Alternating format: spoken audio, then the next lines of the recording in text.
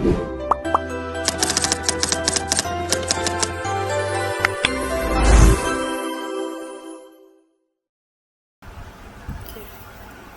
semuanya, perkenalkan nama saya Laura Syalkaihena dengan NIM 2306056043 dari Prodi Ilmu Kelautan, Fakultas Perikanan dan Ilmu Kelautan, Universitas Mula Warman. Di video kali ini saya akan menjelaskan tentang analisis filogenetik dari ikan badut alias clownfish dari genus Amphibryon. Jadi kita akan ngulik gimana caranya mengambil sequence DNA, ngeline, sampai bikin pohon filogenetik yang nunjukin siapa saudara dekat, siapa sepupu jauh, dan siapa yang satu keluarga tapi udah beda jalur hidupnya. Yang pertama kita buka dulu Chrome. Lalu kita cari NCBI. Ini ya, National Center for Biotechnology Information yang pertama.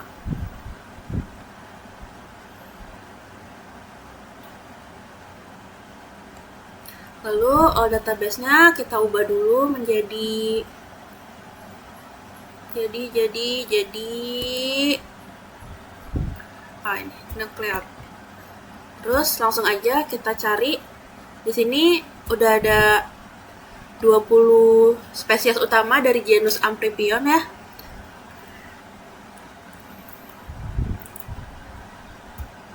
Dari 20 spesies ini, mulai dari yang paling terkenal kayak Amphibryon ocellaris, sampai yang jarang dibahas seperti Amphibryon barberi. Oke, kita mulai nyari DNA-nya ya. Kita masukin nama-nama spesiesnya ini satu persatu.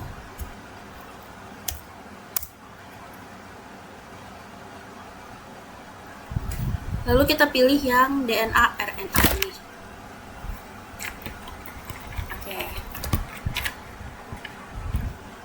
Oke, di sini kita udah dapat sequence DNA-nya. Kita cari yang panjangnya sekitar 1000 sampai 2000 base pair. Kenapa? Biar nggak kebanyakan data, tapi tetap informatif. Oke, kita mulai cari aja ya.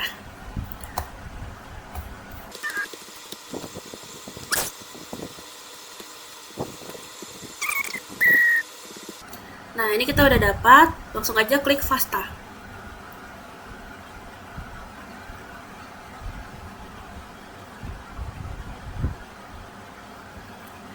Di sini langsung kita copy, kemudian buka tab baru di Note tab, di paste. Nah, di sini untuk penamaannya kita hapus titik dan spasi ya, lalu diubah dengan seperti ini.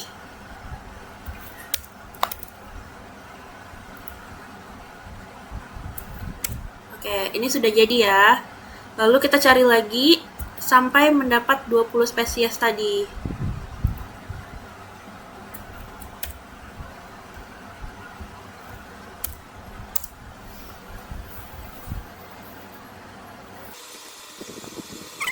Oke, kita udah dapat.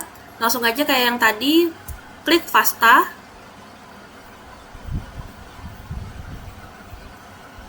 Lalu copy. Terus kita enter dulu di sini, paste.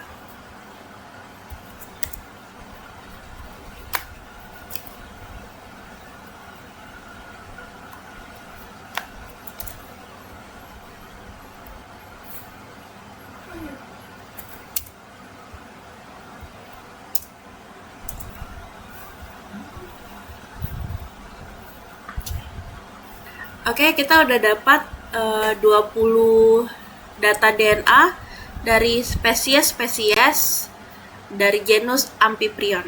Langsung aja kita save dulu ya.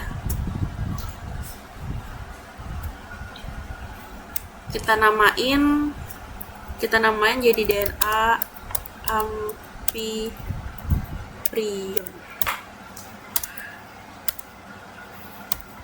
FAS. Oke. Ininya kita ubah jadi all file dulu, lalu encodingnya jadi AMSI. Terus kita save. Terus kita masuk ke langkah berikutnya, yaitu buka aplikasi Mega yang telah kita install sebelumnya. Lalu klik align dan pilih yang build align. Terus klik OK. Pilih DNA. Nah, di sini kita buka file yang tadi kita download. Ini klik no aja.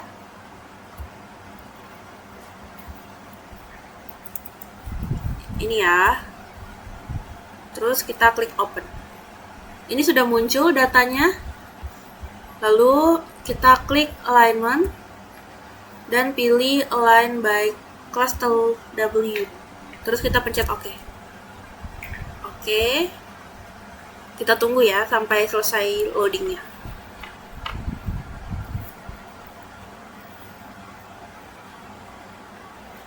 Nah, ini sudah selesai ya. Jadi ini memang sisa DNA aja.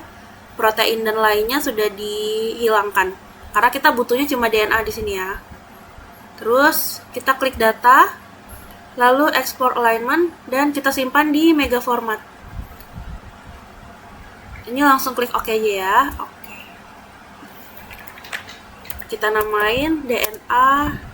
Nah, terus kita turunin dulu, lalu langsung kita buka di bagian polygeny. Lalu klik yang kedua ini, cari yang tadi DNA Amphiprion ini. Terus langsung klik open. Terus oke. Nah, ini sudah dapat ya kita datanya.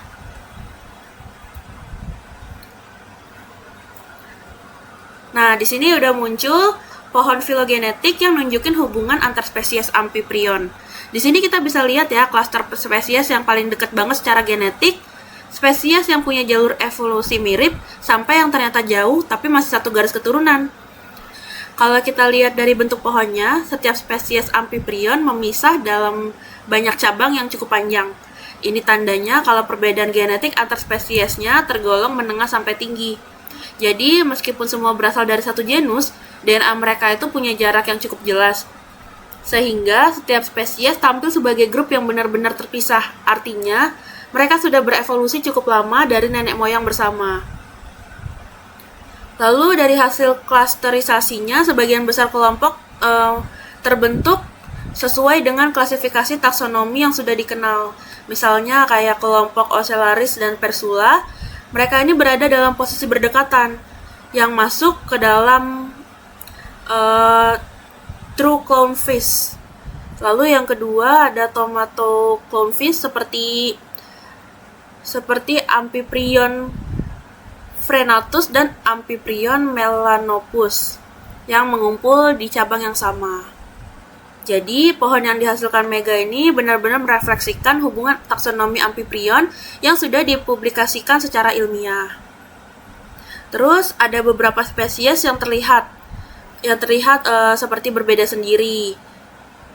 Jadi, dia punya divergensi genetik yang lebih besar dibandingkan yang lainnya, seperti Amphiprion pacificus. Ini muncul di posisi yang agak menyendiri, karena secara geografis dia memang terbatas di Pasifik Selatan dan sering dianggap punya garis evolusi unik. Lalu ada Amphiprion sagonesis yang tampil sendiri di kerabat lain. Spesies ini endemik di Kepulauan Chagos, seperti isolasi geografisnya kelihatan dari filogeninya ya. Lalu ada Amphiprion berberi, agak terpisah juga dia, yang menunjukkan dia punya keragaman genetik yang cukup tinggi.